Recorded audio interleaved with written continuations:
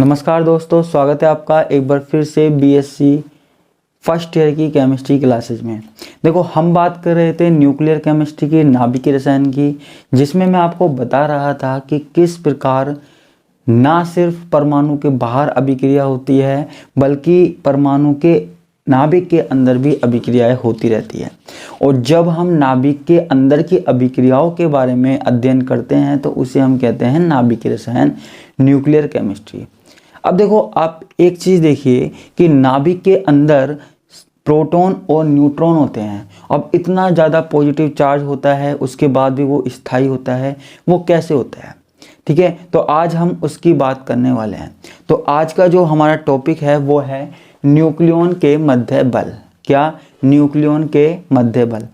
देखो, नाभिक के अंदर कौन कौन होता है? न्यूट्रॉन होता है, प्रोटॉन होता है, ठीक है, और कोई भी नेगेटिव चार्ज नहीं होता। अब देखो, प्रोटॉन पे क्या होता है? प्लस प्लस चार्ज होता है। इस तरीके से पूरे नाभिक में बहुत सारा प्लस चार्ज हो जाता होगा। तो इस हिसाब से उनको क्या होना चाहिए? अस्थायी होना चाहिए, क्योंकि सारा पॉजिटिव चार्ज एक जगह है तो अस्थायी होना चाहिए। लेकिन ऐसा नहीं होता है। क्यों नहीं होता है? इस बात की व्याख्या हम किसके द्वारा करेंगे? न्यूक्लियॉन के मध्य बल की सहायता से करेंगे, ठीक है। या इसको हम बोलते हैं मैसोन सिद्धांत भी बोलते हैं। क्या बोलते हैं बच्चा? मैसोन सिद्धांत, ठीक है, मैसोन सिद्धांत भी कहते हैं। अब ये क्या होता है वो हम देखते हैं। देखो, नाभिकों में मैं पहले एक बार डेफिनेशन लिख देता हूं, फिर मैं आपको समझा देता हूं कि क्या होता है, ठीक है। नाभिकों में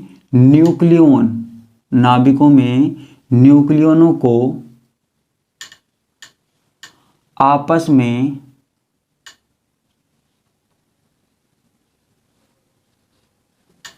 दृढ़ता से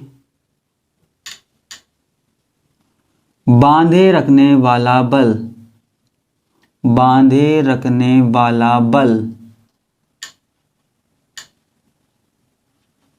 कौन सा बल होता है? नाभिकीय बल होता है। नाभिकीय बल कहलाता है,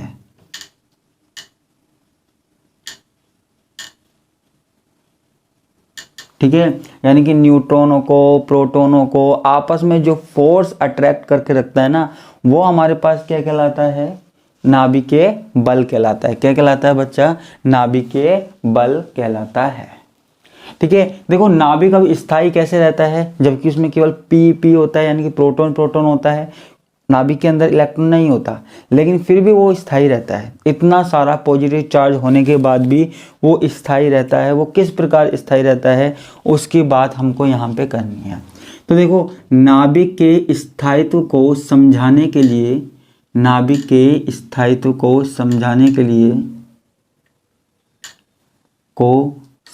के लिए एक वैज्ञानिक हुए थे हमारे पास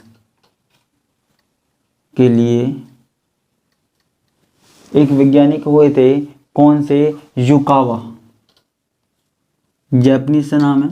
युकावा ने मैसोन फील्ड सिद्धांत प्रस्तुत किया।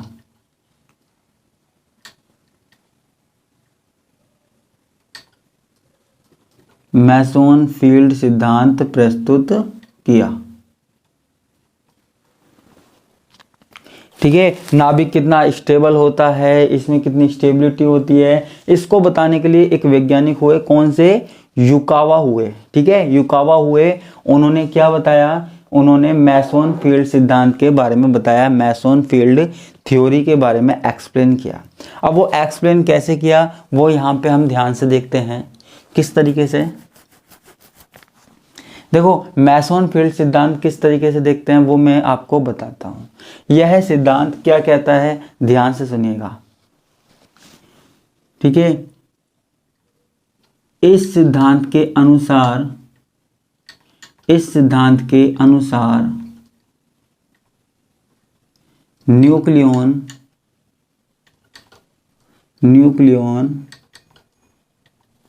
न्यूक्लियॉन यानी कि न्यूट्रॉन और प्रोटॉन की बात हम कर रहे हैं, ठीक है। जो नाभिक के अंदर कण पाए जा रहे हैं ना, उनकी बात कर रहे हैं, ठीक है। इस सिद्धांत के अनुसार मैसोन कणों के साजे से, मैसोन कणों के साजे से आपस में अंतर परिवर्तित होते रहते हैं, अंतर परिवर्तित होते रहते हैं। ठीक है, मैसोन कण जो होते हैं ना, मैसोन कण के साजे से जो न्यूक्लियन होते हैं वो आपस में अंतर परिवर्तित होते रहते हैं, यानी कि न्यूट्रॉन प्रोटॉन में और प्रोटॉन न्यूट्रॉन में चेंज होता रहता है। क्लियर है? ठीक है, अब ये प्रोटॉन न्यूट्रॉन में कैसे चेंज होगा, किसकी सहायता से होगा? मैसोन कण के साजे से। मैसोन कण मैंने आपको बताए थे पिछली क्लास में, मैंने आपको बताया था पायोन और मियोन के बारे में। देखो ज़्यादा टेंशन लेने वाली बात है नहीं, मैसोन सिर्फ एक तरीके ऊर्जा कण है। ठीक है, एक तरीके के एनर्जी पार्टिकल है, तो इसमें आपको कोई दिक्कत नहीं लेनी है, कोई प्रॉब्लम नहीं लेनी है। तो मैसोन कण के साजे से आपस में क्या होते रहते हैं? अंतर परिवर्तित होते रहते हैं। ठीक है, आगे मैं लिखता हूं, इस सिद्धांत के अनुसार, अब ये सिद्धांत समझ में आ जाएगा जब मैं करके दिखाऊंगा, डायग्राम बनाऊंगा, है ना। तो ध्यान से यहां पे सुनना। इस सिद्धांत के अनुसार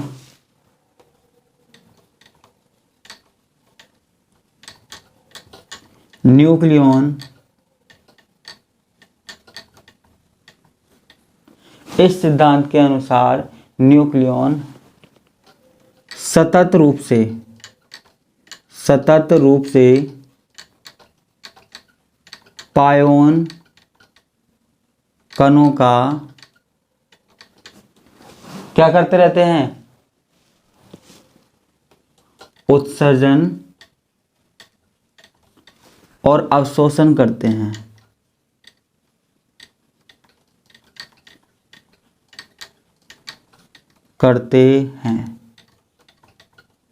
ठीक है, पायोन कण जो मैंने आपको बताया था, पाई प्लस है, पाई माइनस है, पाई न्यूट्रल है, तो इन कणों का क्या करते रहते हैं? उत्सर्जन करते रहते हैं और अवशोषण करते रहते हैं। ठीक है, अब वो यानी कि बाहर निकालते रहते हैं कणों को और अंदर लेते रहते हैं। ठीक है, अब उससे क्या होता है? आप पूछोगे कि उससे क्या होता रहता है, तो वो भी मैं आपको बता देता हूँ। देखो पहले मैं ये बता देता हूँ, पायोन जो होते हैं ना, पायोन 3 तरीके हो सकते हैं, मैंने आपको पहले ही बताया है। पायोन पाई प्लस, पाई माइनस और पाई नॉट होते हैं। ठीक है, ये होते हैं। अब देखो जैसे हमारे पास न्यूक्लियन है, न्यूट्रॉन है, प्रोटॉन है, उससे पायोन निकलता है। देखो जब हमारे पास किसी न्यूक्लियन में से, जैसे हमारे पास न्यूट्रॉन है या प्रोटॉन है, उसमें से अगर एक पायोन निकलेगा तो वो न्यूट्रॉन या प्रोटॉन वो दूसरे में बदल जाएगा। जैसे न्यूट्रॉन में से एक पायोन निकला, है ना, तो वो किस में बदल जाएगा? प्रोटॉन में बदल जाएगा। और प्रोटॉन में से कोई पायोन निकला तो वो न्यूट्रॉन में बदल जाएगा। समझ में आया? नहीं आया? कोई बात नहीं, मैं आपको यहाँ पे बताता हूँ। ठीक है, हम यहाँ पे लिखते हैं, व्याख्या करते हैं, तो यहाँ पे सुनिएगा। ठीक है, तो यहाँ पे सुनिएगा, यदि एक, मैं यहाँ पे लाइन खींच देता हूँ, यदि एक न्यूक्लियन के पास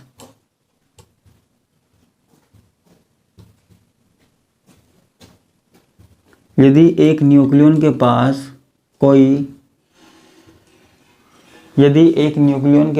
कोई दूसरा न्यूक्लियन आता है,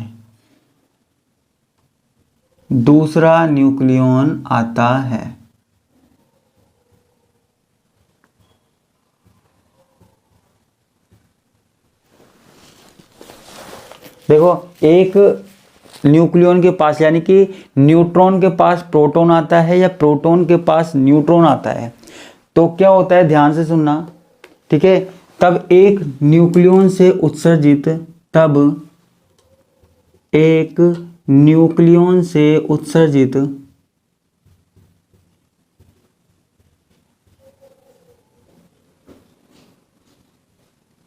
पायोन दूसरे न्यूक्लियन द्वारा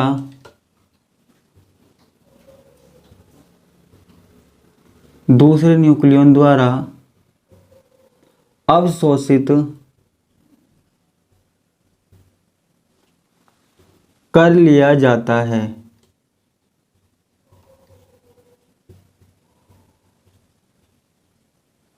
कर लिया जाता है। यदि एक न्यूक्लियन के पास कोई दूसरा न्यूक्लियन आता है, तब हमारे पास क्या होता है, एक न्यूक्लियन से उत्सर्जित पायोन दूसरे न्यूक्लियन द्वारा अवशोषित कर लिया जाता है। अब देखो ये होता कैसे है, देखो यहाँ तक की बात आपको समझनी है। आपको सिर्फ इतना समझना है, हमारे पास प्रोटॉन है और न्यूट्रॉन है, इनके अंदर से लगातार हमारे पास कुछ ऊर्जा के कण निकलते रहते हैं, जिनको हम क्या कह रहे हैं, मैसोन कण कह रहे हैं। पाई प्लस पाई माइनस, जब इनको पास लेकर आते हैं तो एक में से कण निकलता है और दूसरा अवशोषित कर लेता है। ठीक है, एक न्यूट्रॉन या प्रोटॉन में से कोई कण निकलता है और उस कण को दूसरा न्यूट्रॉन या प्रोटॉन अवशोषित कर लेता है। तो इस तरीके से यहाँ पे चलती रहती है प्रक्रिया। मैं आपको यहाँ पे बताता हूँ। तो यहाँ पे आप देखना, तो प्रोटॉन न्यूट्रॉन के मध्य बल, प्रोटॉन न्यूट्रॉन के मध्य बल। ठीक है, ध्यान से देखना, ये हमारे पास क्या है, प्रोटॉन है, ये हमारे पास क्या है, न्यूट्रॉन है। प्रोटॉन है, न्यूट्रॉन है। अब देखो प्रोटॉन न्यूट्रॉन है, प्रोटॉन में से हमारे पास क्या निकलता है बाहर, पाई प्लस निकलता है।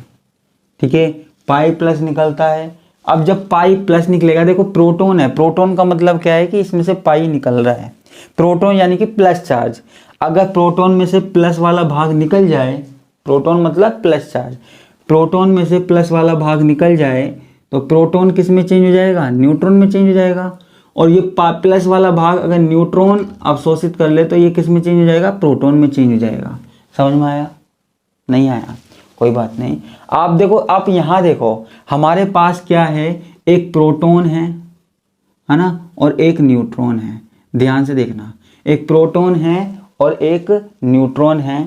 अब देखो प्रोटॉन क्या है, प्रोटॉन में से पाई प्लस निकल गया।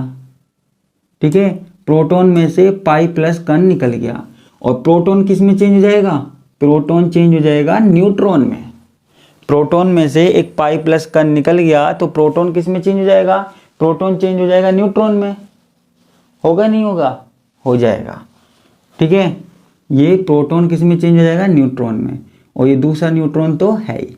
अब ध्यान से देखिएगा, अब देखो ये जो पाई प्लस है ना, पाई प्लस, वो इस न्यूट्रॉन के द्वारा अवशोषित अगर कर लिया जाए, ध्यान से देखना, अगर ये पाई प्लस इस वाले बाद वाले न्यूट्रॉन के द्वारा अवशोषित कर लिया जाए तो ये बाद वाला जो न्यूट्रॉन है ना, वो किस में चेंज हो जाएगा, प्रोटॉन में, और जो प्रोटॉन था वो तो न्यूट्रॉन में चेंज हो ही गया था। यानी कि देखो, एक पाई प्लस कण को किसी प्रोटॉन ने बाहर निकाला तो वो प्रोटॉन किस में चेंज हो गया, न्यूट्रॉन ने, और जिस न्यूट्रॉन ने अवशोषित किया तो वो किस में चेंज हो गया, वो चेंज हो गया प्रोटॉन में। ठीक है, प्रोटॉन न्यूट्रॉन में बदल गया, न्यूट्रॉन प्रोटॉन में बदल गया। किसमें, प्रोटॉन न्यूट्रॉन में और न्यूट्रॉन प्रोटॉन में बदल गया। ठीक है, तो मैं यहां पे क्या लिख सकता हूं, एक प्रोटॉन,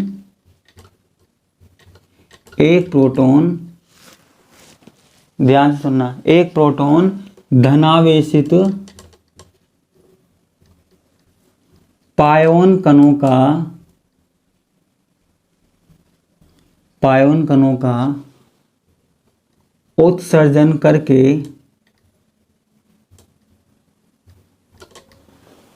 एक प्रोटॉन धनावेशित पायोन कणों का उत्सर्जन करके किस में चेंज हो जाता है, न्यूट्रॉन में परिवर्तित हो जाता है, में परिवर्तित हो जाता है।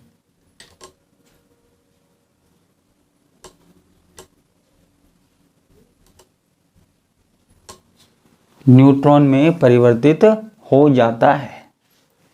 क्लियर है, एक प्रोटॉन धनावेशित पायोन कणों का उत्सर्जन करके किस में परिवर्तित हो जाता है, न्यूट्रॉन में परिवर्तित हो जाता है। ऐसे ही हमारे पास किसके बीच में, नाइट्रोजन, वो न्यूट्रॉन और प्रोटॉन के मध्य बल लगता है। थोड़ा समझने की कोशिश करेगा। देखो हमारे पास क्या है, न्यूट्रॉन है और क्या है, प्रोटॉन है।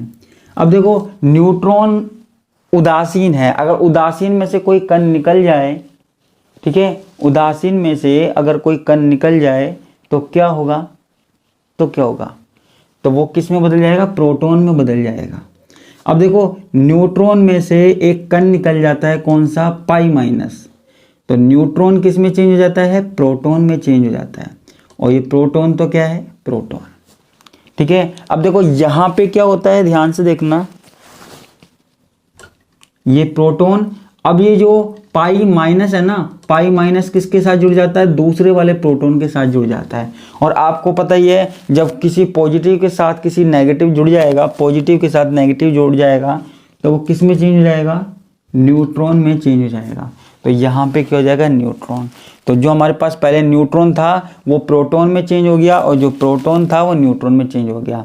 आपको केवल इतनी सी बात याद रखनी है कि प्रोटॉन न्यूट्रॉन में परिवर्तित हो जाता है, न्यूट्रॉन प्रोटॉन में परिवर्तित हो जाता है। आपको इसके अलावा और कुछ याद नहीं रखना, ठीक है। प्रोटॉन न्यूट्रॉन में परिवर्तित होता रहता है और न्यूट्रॉन प्रोटॉन में परिवर्तित होता रहता है, एक दूसरे में इंटरचेंजेबल होते हैं। क्लियर है, एक दूसरे में इंटरचेंजेबल होते हैं। तो आज तो सिर्फ इतना ही, इसको समझने की कोशिश कीजिएगा, और अगर नहीं आया तो मुझे बताइएगा, हम इसकी बात आगे भी करते रहेंगे। तो आज के लिए बस इतना ही, बाकी का हम देखेंगे नेक्स्ट क्लास में। धन्यवाद, नमस्कार, बाय बाय।